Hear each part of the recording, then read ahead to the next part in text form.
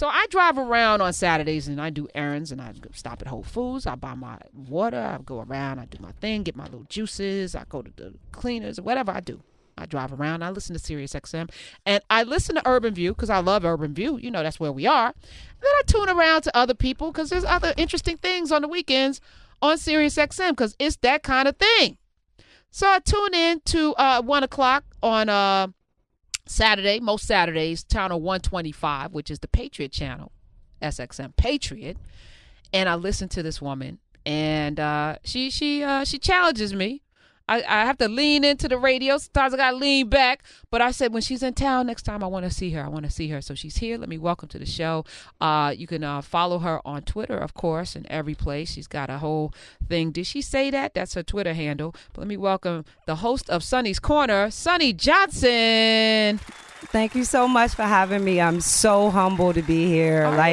You are greatness and an icon, following in your footsteps and just, in that path.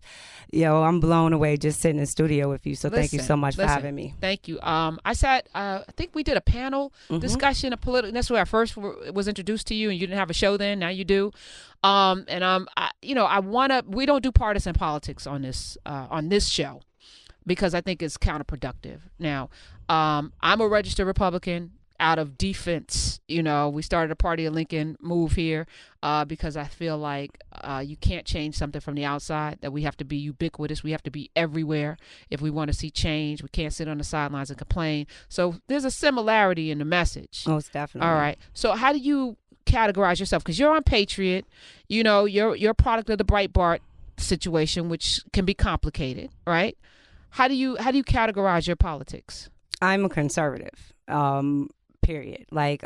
Putting it into a political party at the moment, I can't cap for Republicans to save my life. I've been behind the closed doors. I've seen those meetings. I know how short-sighted they are, how ineffective they are, how they're not meant to succeed. They're not set up to actually get Black people into the Republican Party. They are a farce. And I literally got to the point where I was like, if I come to another one of these Republican meetings, I'm going to cuss somebody out so bad that I'm going to be arrested. And that's not going to be a good look for me. And I don't want to show up and majority of it, if you look on the Republican side, you go in and it's all pastors and it's all, that kind of element in there. And I'm like, I don't want to go out there and, become a negus in front of these people, but that's what they're pushing me towards. And then they look at you and say, well, that's why you can't be representative of us, because look how you act. Like, no, you're pushing me to this. You're getting to me to a point where you're making your actions so intolerable. You are going to meet Sonnie Johnson and you're not going to like that. So I just got to the point with Republicans where I just had to stop altogether. So you're not No. on the record Republican. Okay, No. You're a conservative. Yes. Which I think most Black people are conservative. I really believe if so. we're being honest, 866-801-8255. Holler at us if you agree or disagree. I'm talking with Sonnie Johnson, host of Sonnie's Corner on channel 125, 1 p.m. Eastern on Sirius XM Patriot. Now, there was an autopsy after Mitt Romney lost to Barack Obama, right? That gave a blueprint of what they needed to do to expand their tent. And that was a whole bunch of wasted money. Okay. That's what that was. And that's what the RNC is good at, wasting money, pretending that they want an actual outreach when they have no intention of actually following through on what they said. It was a giant waste of money.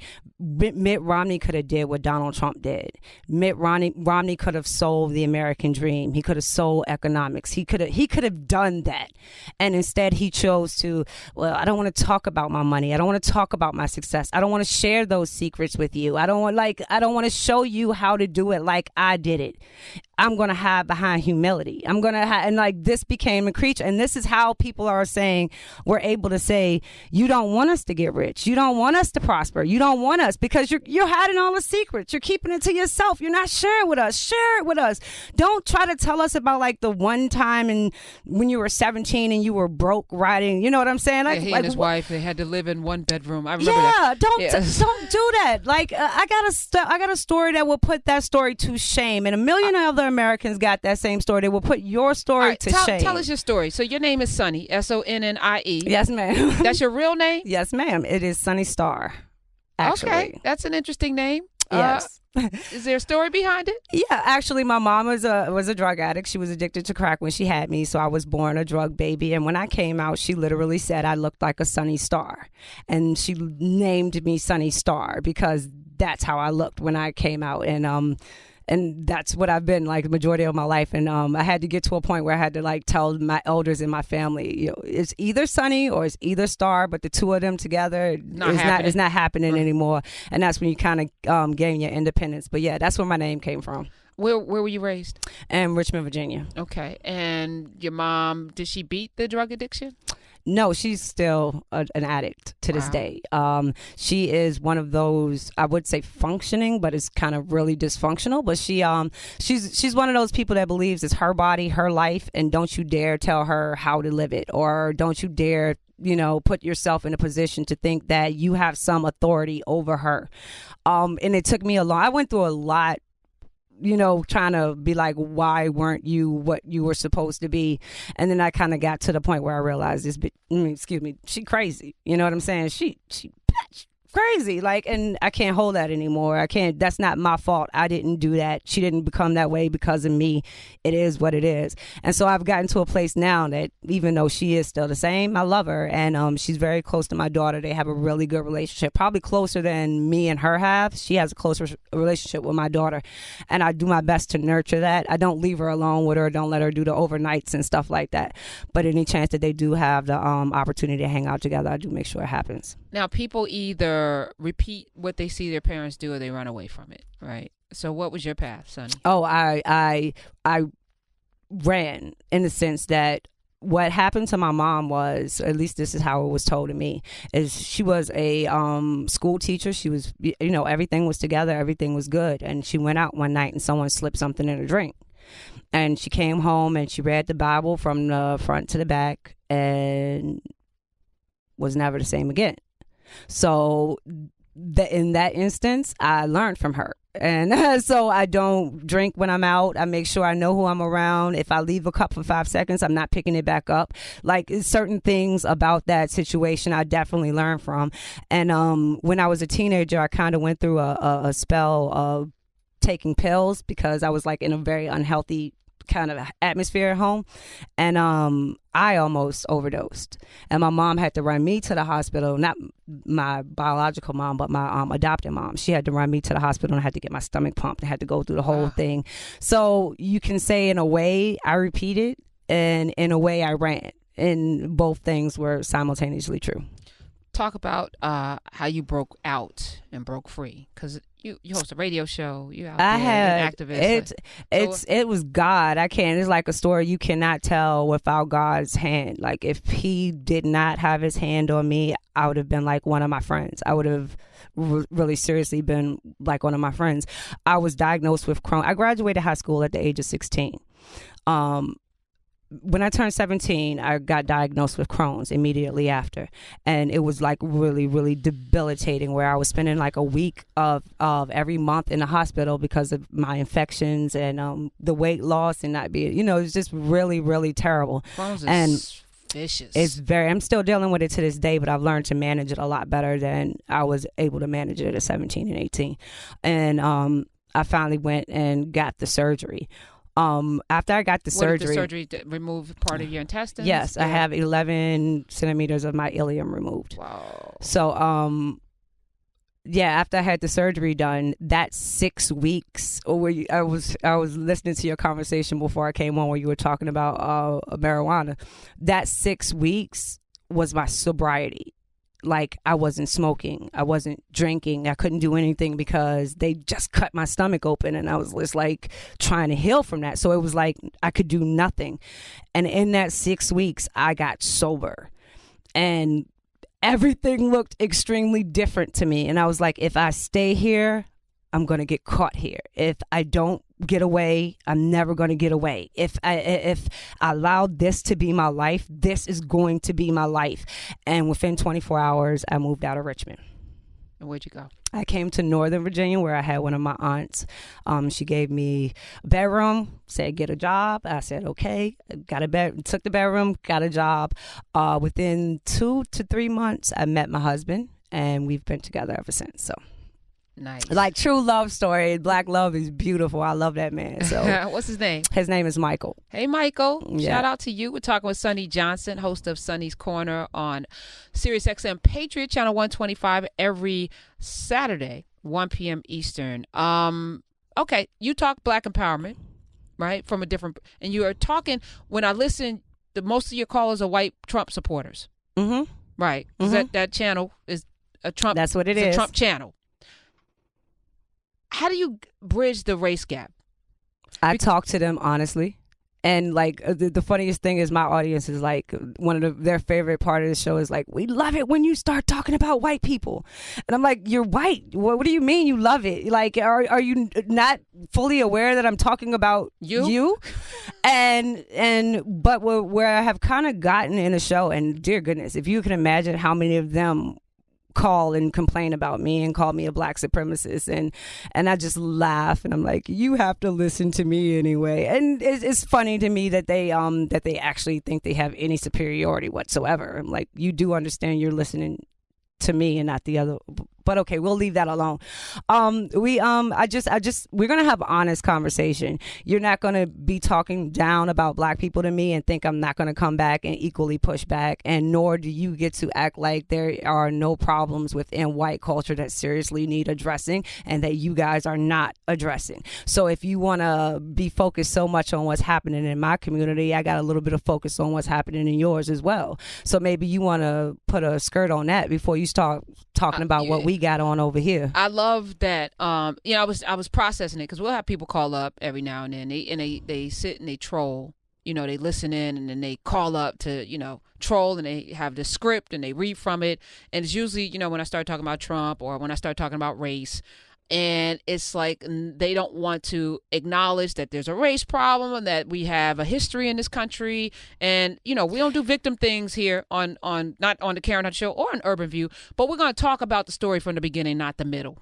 Our history doesn't start with the slave ships. It doesn't. Nope. And in this, if we're going to talk about America, we got to talk about the Rosewoods, the Greenwoods, and all of the wonderful communities we built without any government help, without any handouts, that were decimated because of people's jealousy and racism. We got to talk about those things, but you get to talk about them and they like you.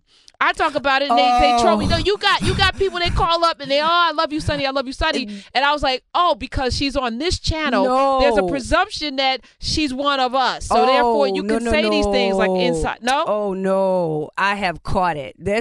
You're catching the end of my work here. Like this wasn't the beginning. The beginning, it was all pushback. It was all, it was all pushback. It was just really terrible. I was going to walk away. What do you make of the pushback? Because it baffles me. If somebody's telling you we have a disease here, there's a disease here, don't we all want to fix this disease so that the body can be whole? You want this to fester? They don't look at it because it's not their disease.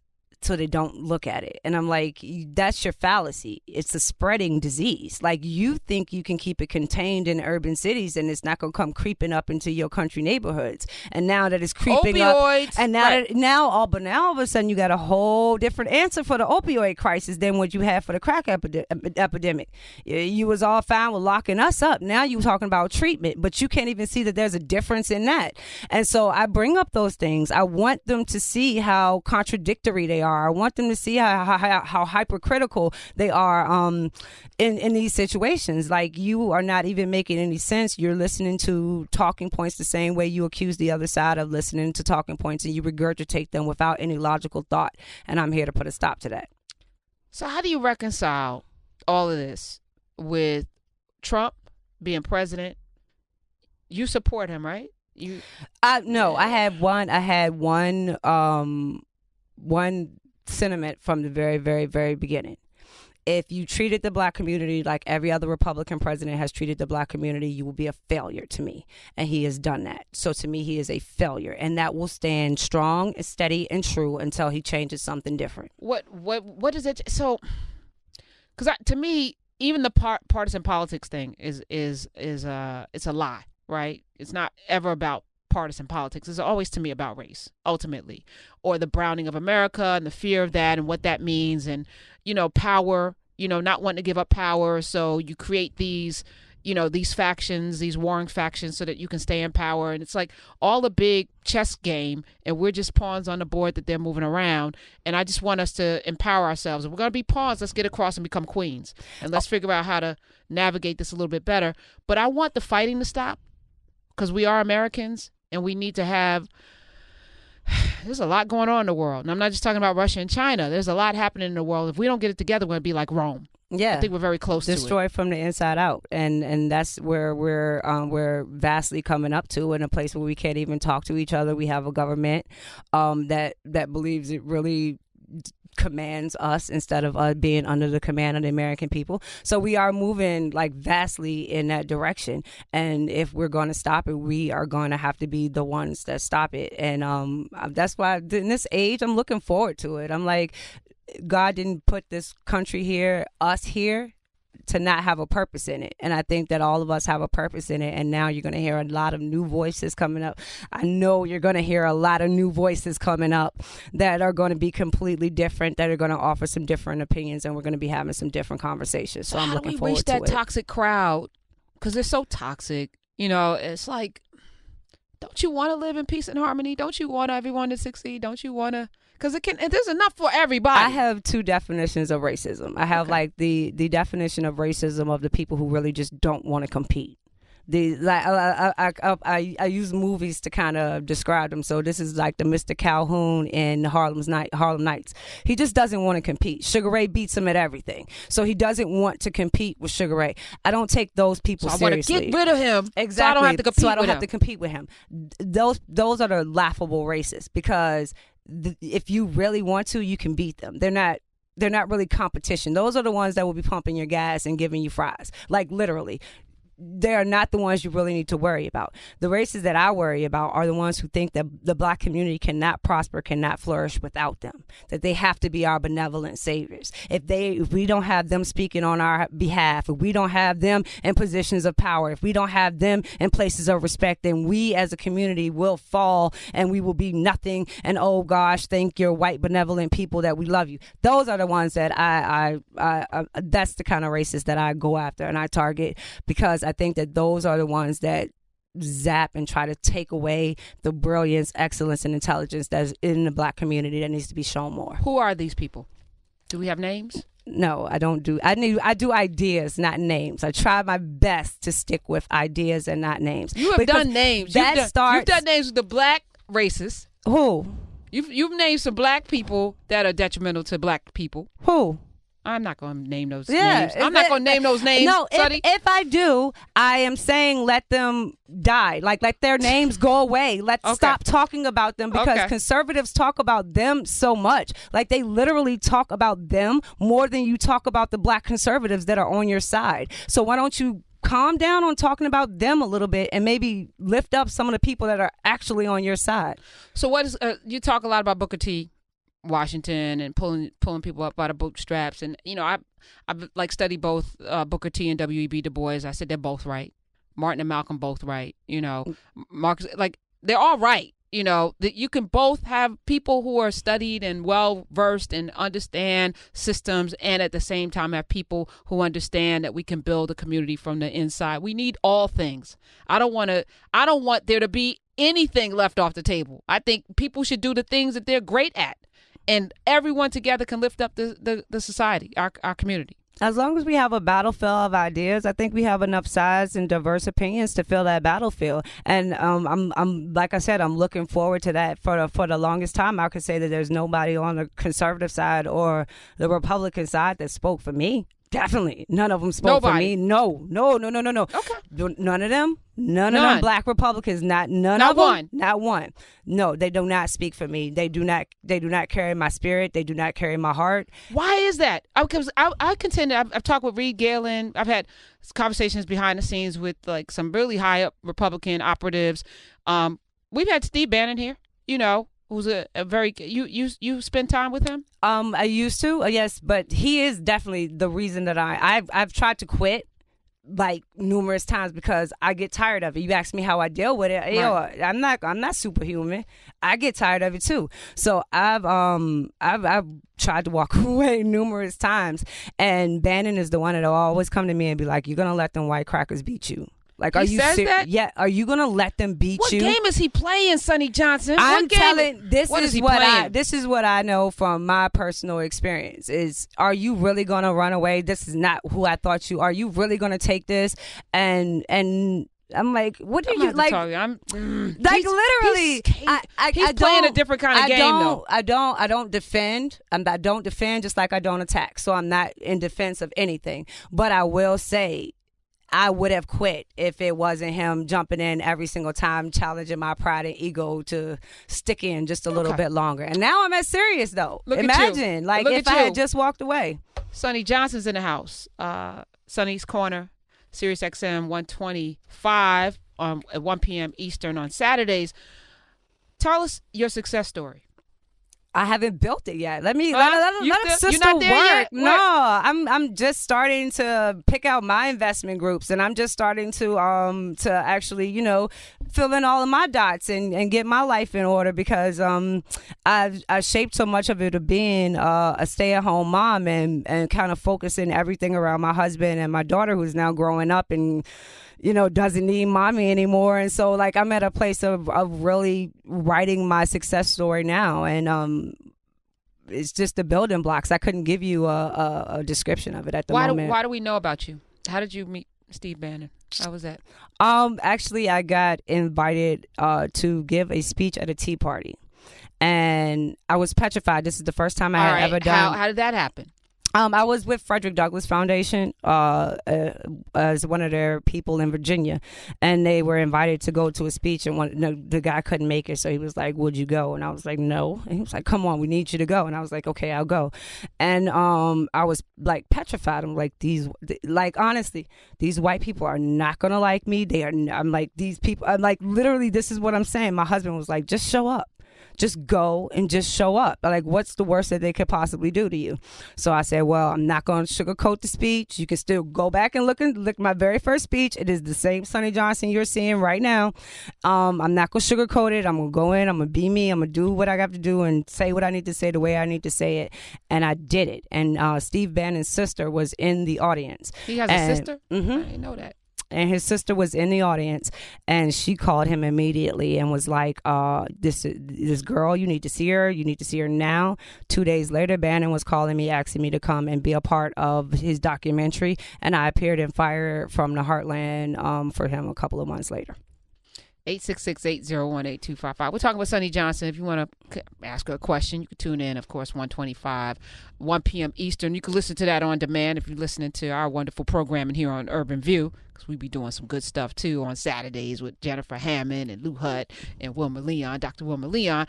Sonnie's putting it down, and as she builds her brand, whatever that means, I think the thing that I like about you is that you are authentically who you are. Mm-hmm. Like, you have never switched up since I've seen you day one, and that tells me a lot because some people get into this for other reasons. I didn't had that pocketbook take hits for being Sonnie. I've had them shows canceled for being Sonnie, them appearances snatched for being Sonnie. Oh yeah, I have paid the price to be Sonnie, but there's no other person I'd rather be than me, so that's what I'm going to do.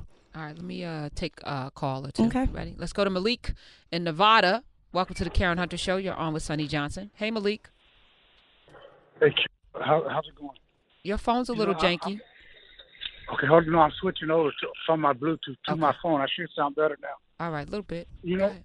My question with this is the reason why Trump is where he is, and the Republican Party, even now doing what they do, is because the majority of the Republican Party is a racist party. My question is, why don't we just separate? Just give them that party. If you're white and you believe in white supremacy, that's okay, because America allows you to believe and think what you want to think and believe the way you want to believe. So my thing is, why don't we just give them that party? And if you believe that a woman should have a choice and different aspects of the democratic outside of it, just give them the Republican Party and everybody else be Democrats. So if you want to be a white supremacist and believe all the issues that they believe in, then go. Okay, you are a Republican. All right. What you think about that, Sonnie? I don't. I think that that's the same kind of talk that the white people call it in my show and say, and I dismiss them as easily. I'm not here for that. It's people on both sides that don't want a discussion. They want us separated. I'm not here for that. I'm not going to do that. I'm not going to separate from anyone. Anyone that wants to have a conversation with me, I am here for it. And that's an open invitation. But what I'm not going to do is shut off conversation. Or what I'm not going to do is pretend that I don't know the grassroots of the conservative movement, separating from what you might think about the Republican Party. The conservative movement, these are the people that have shown up for me every single time, and these are the people that I am genuinely Sonnie around, and they love me for being me and have from the very beginning, and they've grown with me. So to say that there is a majority of them that are racist, no, I don't agree with that. Don't agree with that either. I think people one-on-one are good. People one-on-one, they have a hard time, but it's the group thing. And what it's he's saying is that establishment, and more than anything, and I swear it is the establishment. It is what you get in messaging as the message of the Republican Party. That has nothing to do with the majority of the people on the ground and how they honestly feel. And I bet you a lot of Democrats might say the same thing about some of their leadership up in high. But so what he's saying is that the people with the tiki torches who march and they identify with being Republican. So it's almost like that algebraic equation. So if all the people who have the tiki torches they were like, are racist, with then like tiki torches. I'm like, are you kidding me? But the point is, yo? though, Republicans seem to be, even Donald Trump, embracing that ideology. That's just because I'm not gonna speak for him, and that's his ignorance showing up, and not having people around him that check him. And that's like my entire problem for the moment when Omarosa came in. Like, that's not a checkmate. That's a nice phrase. Someone that's going to say something nice about you. That's not someone that's not going to check. She's a checkmate. Well, she was a checkmate. She got her checkmate. I didn't mean it like that, but she did. She got paid. I can say that. She wasn't there to check him. She was there to get a check. And that's what he needs, and that's what more people in the Republican Party need. They need people that will check them. But as long as they can get these flavor of the months that come along and make them think that the way that they think now, the way that they speak now is okay, then they're going to continue doing it. And that's why they continuously pick flavors of the month instead of people who are actually knowledgeable about the conversation. I got pushed back when I said half the black people listening to my voice should register as Republicans, and I got into these big fights with people, and my thing was, if more of us registered as Republicans, then we could vote in people like us, and then we could challenge a lot of the talking points. And I swear, if you will have a champion. I will be there for you. I am loud. I am connected. I know, I will be there for you to do that. If that, I don't even call myself a Republican, but if you want the insurgency to come, I'm there for it. You know what I'm saying? And I feel like the Republican Party then becomes us. Yeah. Because it's strength in numbers, number one. It only took a couple of million Tea Party people to jack the whole party. And like I said, we didn't. We did not win that. I don't know why Democrats keep saying it like the Tea Party won that. Well, you got Ted Cruz. No, they lost that battle. The Tea Party lost that battle to the elite of the Republican Party. And you got Trump. You got Ted Cruz. Because they lost is why you got Trump. Because everybody was so tired of losing. That's why you got Trump. If they would have had a victory in the Republican Party, then Trump would have never been there. It's just the simple fact that every single time the Republicans make promises, they break them. And it's not like you're not breaking any promises to the black community because you don't make any promises to the black community. But your white people got real mad when you start breaking promises to them. And that's what the Republican Party finds itself at now. That's why they have Trump, because they wouldn't listen when the base of the party kept telling the elites, hey, listen to us, pay attention. Oh, you not? Okay, we're here. Deal with him then. And that's where we find ourselves at now. Well, that was petulant. Let's go to Tammy in California, because this has not turned out well for anybody. Hey, Tammy, you're on with Sonnie Johnson. Welcome to the Karen Hunter Show. Hey, Karen, love you, sweetheart. But one of the things that I wanted to say is that the reason why we got a person like Trump is because a lot of people did not vote. That's true. Why we I think 100 million people didn't show up. It was something ridiculous. 100 million people didn't show up in 2016. Exactly. So the key is to get out and vote. That's why we end up with people like him. The second thing that I wanted to say is I agree with what your previous caller said, is that let the Republicans, just let them have that party, being that all they have shown people of color, such as myself, is that they're racist. They don't give a damn about my community. They don't give a damn about my sons, my daughters. They don't care. They don't care about education. They don't care about doing anything for people like us in our community. But so Tammy, didn't you just? But Tammy, if they became us, if we infiltrated the party, and then we're the party, then all of that changes, because the only way. And the only reason why I'm pushing back, because we have a two-party system.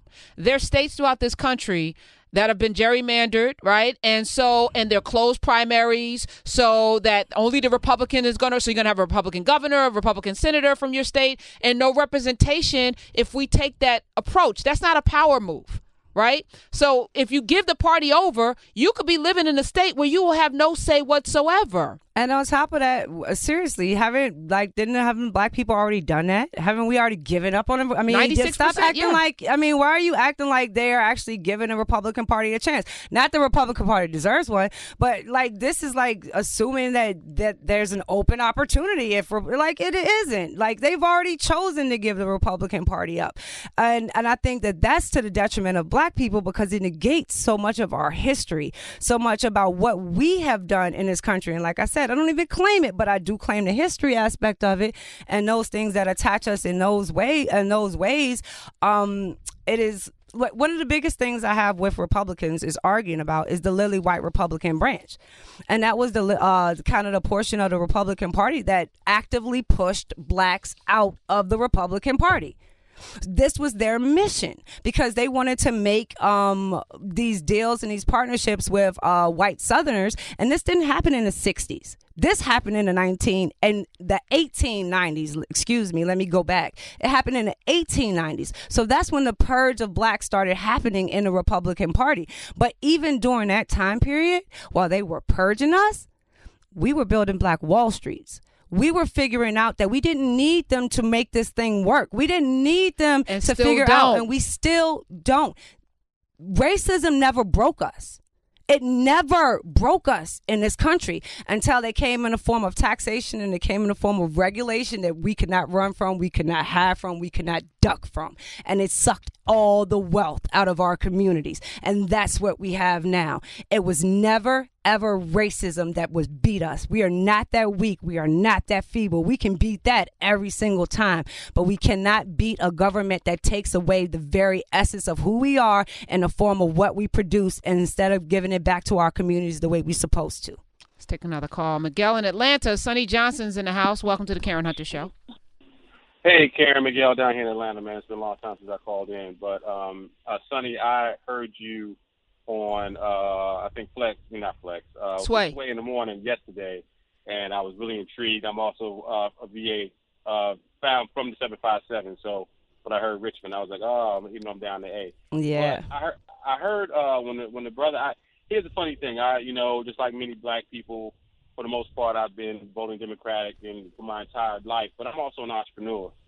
And the one thing that I think that a lot of black folks don't understand, why there's a lot of black folks who are quote-unquote closet Republicans, is that for the most part, the Democratic platform has no focus on entrepreneurship. And there seems to be a lot of focus on social issues, which are obviously important to our community. But until we decide that we're going to make some money, there's always going to be people that black folks who are going to say, okay, I'm going to be conservative or Republican, because those are the circles that are talking about making money on a regular basis. This is the way I see it. The more successful we get, we're going to create more racists. Like, they're going to get mad the more success we have. The more we build, the more of them are going to be ticked off that we're building. So, we can't keep looking at it like that. We have to start looking at it, like you said, through the lens of entrepreneurship. And this is one thing, like, the Republican Party does not understand. They're under this stupid fallacy that we want free stuff. We're in social justice because it's free. I'm like, no, we're into those things because we don't want to see our men murdered. We don't want to see overcrowding in prisons. We don't like failing. Like, there are legitimate beefs that we have that does not take away from the fact that we still want to own our own houses. We still want to own our own businesses. We still want to operate our own cities, but we can't let these things slide in that process. So I understand it's a balancing act that neither party is really meeting at the moment. And until we can create the kind of group that demands that, I mean, who really is going to take us seriously? And I think that that's where we are. Listen, the bones are here. We already built this. We could just redo it. Sonnie, stick around. Of course, always. 866-801-8255. A few people want to talk to you. You're listening to the Karen Hunter Show. Sonnie Johnson's in the house. We got Sonnie Johnson in the house. She said she loves herself some Jay-Z because Jay-Z was the one that made you want to be rich. Yeah. No, actually, he's the one who made me want to stop faking like I had money. So back in the day, you know how you could get the knockoffs. And, if you could get a good knockoff, you got a good knockoff. But he's like, what's the difference between a 4.0 and a 4.6? It's 30 to 40 grand. Beat it. You know what I'm saying? So, like, the ones who really know, they know, and you're not fooling them. And the ones who you can fool, they don't have it either. So why bother? So I got to a place where I was actually comfortable in my $12 dresses that I would get, and I still look good, still could pull, what I needed to pull to do what I needed to do. But I started to learn that you looked at money differently and to start judging it differently. If we looked at it like our parents looked at it, we'll find ourselves in the situations our parents found themselves in. And I really started looking at money differently because of Jay-Z. Oh, okay. Let's take a couple of calls. 866-801-8255. Water. Let's get some water up in here. Let's go to Lawrence. Lawrence is in New Jersey. Lawrence is in New Jersey. He's got a question for Sonnie. Let's go. Hey, Lawrence. Enjoying this show today. I always get I'm a long-time listener, Miss Hunter. I always get a lot of energy out of the show, but Sonnie's bringing the extra energy today, so much so I had to call. And I actually have a question for Sonnie.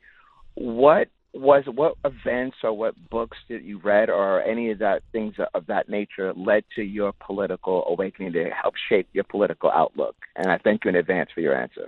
I didn't. Like, honestly, I wasn't trying to get into politics. Like, that was not what I was trying to do. My daughter had started going to elementary school, and so she wasn't home with me every day. And I'm like, I have to figure out something to do. With my time. That stay-at-home mother thing. Yeah, I ain't got to do it. Right. I was like, let me start a blog. And I started a blog. My blog was about how I think we could help the Black community. I did not know a Democrat and a Republican. I did not know a progressive and a conservative. I didn't know what any of these things mean. I didn't know what connection they had to politics. I didn't know any of that. I just knew if we focused on entrepreneurship, if we started focusing on buying back our community, if we started focusing on usurping these power positions within our community and putting our people in those places, like if we started rebuilding our family and start putting focus on that and group economics dynamically handled within the group, these were going to be the things that were going to get us to where we need to be to start healing ourselves. So like I said, it had nothing to do with it had nothing to do at all with politics. It had every single thing to do with what I thought was most beneficial to the Black community. And it wasn't things that I got from a book. It was lessons that I learned from my father, lessons that I learned from my grandmother, lessons that I got from hip hop, just normal situations. It wasn't a political thing. It was no Jason Riley book or no Rush Limbaugh, no anything like that I read that changed my dynamic. It was always in me, and as soon as I put it down the pen, it fell in line with what conservatism represents, and that's just where I've been. Okay, let's go to Sean and Cali quickly. Hey, Sean, you're on with Sonnie Johnson. It's the Karen Hunter Show. Thank you very much for taking my call. First time caller. Welcome. I had a couple things I wanted to say if possible. One is I do spend a little bit of too much time listening to conservative talk radio and trying to call in and try to figure out how to make peace. And it's interesting how I normally don't get an opportunity to rebuttal their statements and things of that nature. And they always hang up. But then when somebody on their side they can have a real conversation between the two. And it's just, I don't know, it seems, I don't want to say unfair, but when it comes to trying to, like you say, want to find that bridge, they don't have any idea how to talk to you, and I'm just being honest with you. They don't know how to talk to me either. They don't have any idea how to talk to you. They have gotten every single one of their talking points from a Republican elitist, and they're just regurgitating them. I'm really honest, being as honest with you as I possibly can. They don't know how to have an honest conversation with you because they don't have those conversations. It is not forced upon them. They do not have to meet it dead forth in the eye. So when they get the opportunity to duck it, they duck it. And that's why you won't get those people coming on my radio show because they're too afraid to do so. So, and then the follow-up about Steve Bannon, I do understand that he's on a global mission. And I'm just trying to figure out, he's trying to create this, well, I understand this populist movement, as I'm going to say, I guess I'll say other words, as a white nationalist movement. And I know this is also happening in Europe. It's been happening for over a decade, where the white nationalists, quote, or the white guy doesn't want to die, so to speak. They're becoming extinct. And so they are afraid. So they're using that mantra, if you will, to try to say that the white race is becoming extinct. And so now they're having this white populist moment, if you will, and it is happening nationally. My question to you is, with Steve Bannon, who seems to be one of the leaders in this kind of if you were to ask Bannon a question, he would answer your question 100%. I'm not Steve Bannon, and I'm not going to answer a question in relevance to him or relation to him. If you have a question for Sonnie, I'm sitting right here. Well, no, it's a relationship that you have with him is what I'm trying to figure out. How do you create a relationship with somebody who has such a far different agenda than what you're preaching? I preach Sonnie Johnson's agenda, and I've never changed it from the day that I've started. You know what I'm saying? So, I mean, what is that agenda except black entrepreneurship? Right. And but what I think was Sean, and I think he eloquently, said this, if Steve Bannon's mission is white nationalism globally, and yours is black empowerment, those seem to be warring ideals. I don't. Like, even if I start in this, you see the danger in this, right? No, so I do. that's why I don't do it. But this is what I do, okay? Right. And this is what I have done since the beginning, consistently. Right. So check I the guess record, look anywhere down the record. So anybody that believes that Steve Bannon is a nationalist, you actually make it difficult to understand that is that mission aligned, like, so because he gave you the opportunity and the runway to do the things that you're doing. So what's the agenda? Because we all think people have agendas, and you don't care what the agenda is. You're doing your thing. Look at Sonnie. I mean, if I was being told what I couldn't say, if I was being told how I could say it, if I was being given have you listened? Go listen to Did She Say That, which is my podcast, and see how I roll on Did She Say That. I'm not just saying, specifically you, but I'm just saying in general, if any of those things were coming to pass where I was being challenged to not be who and what I am and speak on the things I would tap out. Yeah. And those things are not in my preview. So, Sean, it's interesting. Let's put a pin in that and let's study that, because there's something else going on. That's all I was trying to get to earlier. Something else is going on. We're going to figure this out. All right. Let's take Tony in Atlanta quickly. You're on the Karen Hunter Show. Sonnie Johnson is here. Hey. Good afternoon, ladies.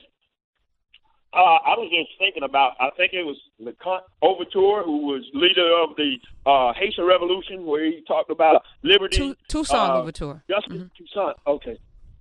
Liberty, justice, and equality. That's what I think all African Americans are striving for. But in this country, we don't get that. We don't get liberty, we don't get justice, and we don't get equality. And so for me to join the Republican Party, the party of Lincoln, I would do that tomorrow or today if we gave them 2 points that every politician had to at least say they would discuss. That is, take money out of politics and to bring back the Title IV of the Voting Rights Act and apply it to all states. You know what, though? But we got to elect people that are going to do that, right? So it's like, I hate the Electoral College, right? I hate it, but then you're not going to vote. right? So then you have no way of changing the Electoral College, because the only way the Electoral College is going to change is with legislation, And right? I'll tell you the conservative secret, and this is the conservative secret. All politics are local. The way that they have power, the way that they rule, the way that you think they have so much power and control is because they understand that all politics are local. And while you're talking about how many people voted in the presidential election that gave you Donald Trump, think about how many people voted in the local election that gave you a police department. That should be what you're actually thinking about. Think about how many people voted in your local election that gave you your failing public school system. Think about how many people voted in your election that gave you your failing mayor's offices along with that city council. Think about those votes along with your presidential vote, because I can guarantee you those votes are more detrimental than the one you cast every 4 years. Absolutely. Did you always vote? Yes, I have voted since I was 18. The very first time I voted for Al Gore for no other reason than I was black, and black people vote for the Democrat. And that's the honest to God truth. I knew nothing about politics. I was black. Black people vote for Democrats. I voted for Al Gore the very first time. You're going to come back. I hope so. I hope I gave something to your show instead of just taking away from it. Listen. This is good. And people tune in 1 p.m. Eastern. Or listen on demand. Sirius XM Patriot, Channel 125 is Sonnie's Corner. You can also check out her podcast. Did she say that? Because she probably did. Yeah. She probably raw did. And very, very raw. And did she say that? Be cautious. And didshesaythat.com and Sonnie Johnson, SONNIE, Sonnie Johnson. Follow her on the Twitters. Thank you for being here today. Thank you so much for having me. Like I said, you are an icon, and I appreciate you. All right. Sonnie, like you. Sonnie Johnson.